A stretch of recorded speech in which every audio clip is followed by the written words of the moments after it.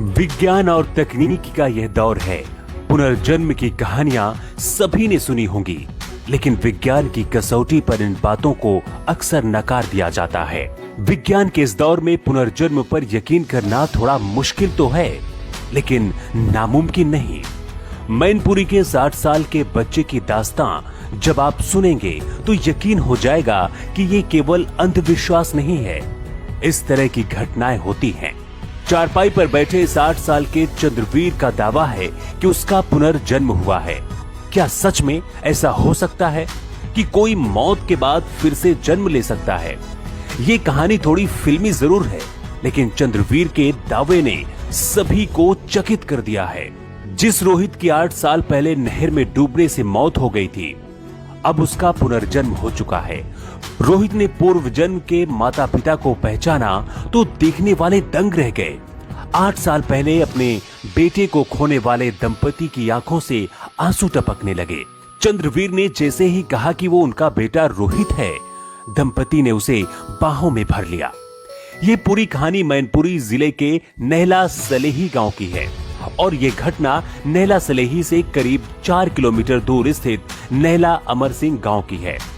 इस गांव के रहने वाले प्रमोद श्रीवास्तव का 13 साल का बेटा रोहित कुमार की 8 साल पहले 4 मई 2013 को नदी में डूबने से मौत हो गई थी। प्रमोद और उसकी पत्नी उषा देवी अपनी बेटी कोमल के सहारे ही अपनी जिंदगी जी रहे थे, लेकिन रोहित की मौत के 8 साल बाद पास के ही गांव के रहने वाले चंद्रवीर उर्फ छोटू ने दावा किया है कि वह रोहित है और उसका पुनर्जन्म हुआ है।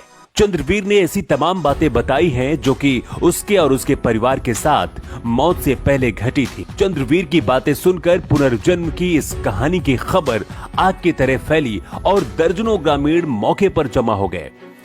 जिस बेटे का अंतिम संस्कार उन्होंने 8 साल पहले किया हो, खुद वह सामने कैसे हो सकता है?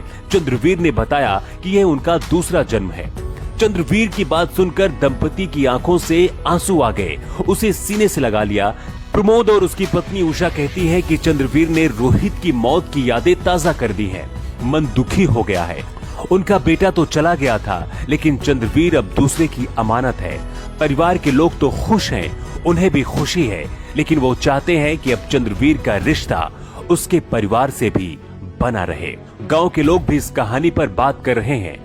चंद्रवीर की मां कहती हैं कि भले ही कोई कहानी हो, लेकिन वे अपने बेटे को किसी को नहीं देंगी। वो चाहती हैं कि चंद्रवीर अपने पुराने माँ बाप के घर आ जा सकता है। इस पर उन्हें कोई एतराज नहीं है।